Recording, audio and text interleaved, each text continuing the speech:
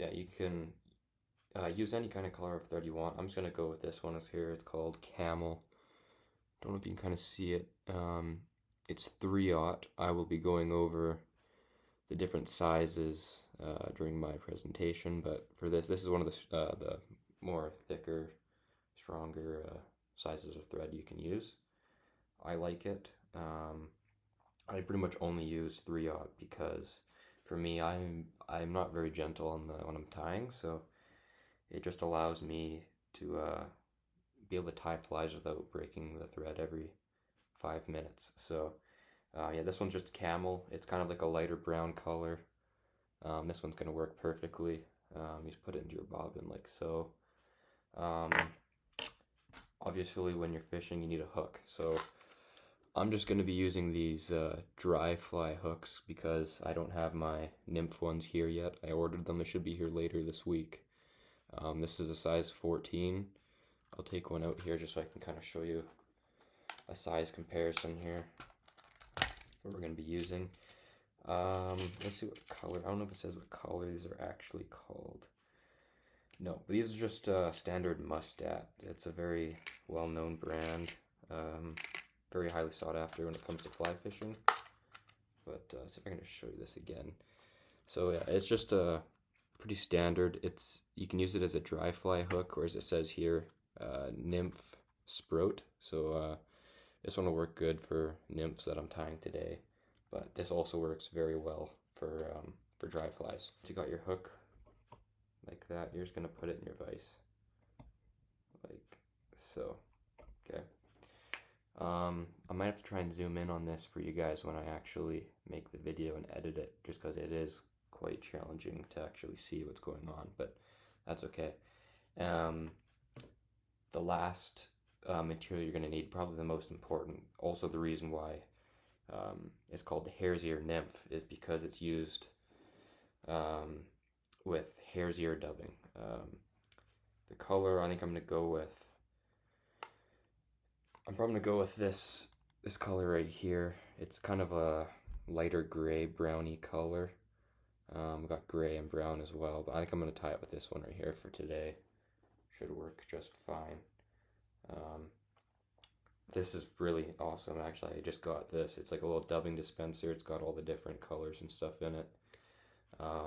But to get started, you just want to start, yeah, I'm definitely going to zoom in on this when I edit this just so you can see, but just going to start with putting the thread on here, tying it in, like so, okay? You're just going to quickly coat the length of the hook all the way down and wrap it forward quickly all the way to the bead. Then what we're going to do is snip off a little tag end of thread here, like so. I'm going to grab some wire. You don't need to get a lot of wire, probably just about so. Probably can't really see it that well, but kind of. You don't need a lot, you just need a little bit. If you're tying multiple of these at once, you can get like a larger, yeah, there we go. You can kind of get a larger piece, and you can tie several flies with it, but I'm just going to tie this one really quick for the sake of this demo video. I'm just going to wrap it in there right behind the bead, and then just hold it all the way back on your hook, here like so. I'm just going to wrap that all the way back, like that. And I'm just going to put this little, it's kind of like a spring, it just holds everything down and out of the way. So that's a good way just to keep everything out of the way there.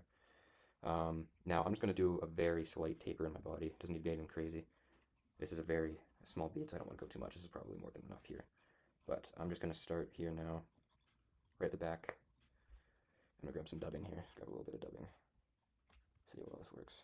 This new dubbing dispenser, probably get a little bit more than that, but grab a little bit like so. Don't need a lot, might grab a little bit more, like that. What I'm going to do is just kind of pull apart the fibers a little bit just to loosen it up.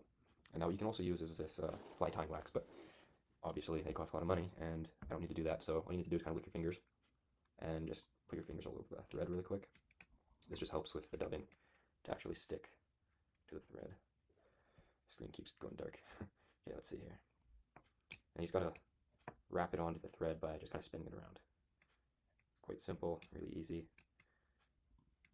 like so. Now, you're just going to do even wraps. I'm going to just pull this down a tiny bit so I can start to get it to wrap without getting the thread too thick on there. Okay, perfect. Now start wrapping it forward. You kind of see how like a bit of a heavier chunk that gets a bit thinner. I definitely put a bit too much dubbing on, that's fine. I'm just gonna pull it tight, kind of wrap it on a little bit tighter, kind of even it out. It doesn't really matter how much dubbing you put on at the start because you can quite simply just take it off when you're done. Pull it right off the thread, like so. I like to hold it forward like this while I just quickly wrap. Don't know if I can show you this. Kind of hold it on the side and then wrap over top of it just to kind of close it off. And then we're going to snip that free, like so. Now, quite simple part here. Just kind of wrap back a little bit, get rid of those sticky up pieces. Grab your wire, you're going to counter wrap it. So whatever way you wrapped the dubbing on, I went this way. Now I'm going to put the wire on this way. Okay. And all that this really does is helps keep the dubbing on there, helps keep the fly durable, and again, it adds that color that we're looking for in this fly. And again, you're gonna do the same thing. See, I'm kind of holding the wire out when I'm done, just like that. And now what you can do, there's a little trick, you can pinch it and helicopter it free just by kind of twisting it. Or what I'm gonna do is just simply grab my scissors and snip it free. Okay, fold down the wire like this. I'm just gonna quickly wrap forward. Now I'm gonna grab some peacock herl. I did not show this at the start, that's my fault. It's just a little material, it's from a peacock, obviously, it's called peacock herl. This is gonna work great. You just need a little piece, you don't need a lot. I've used this one before, they usually come in like a longer piece.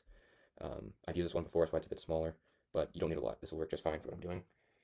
Quite simply, just tie it in, just like everything else.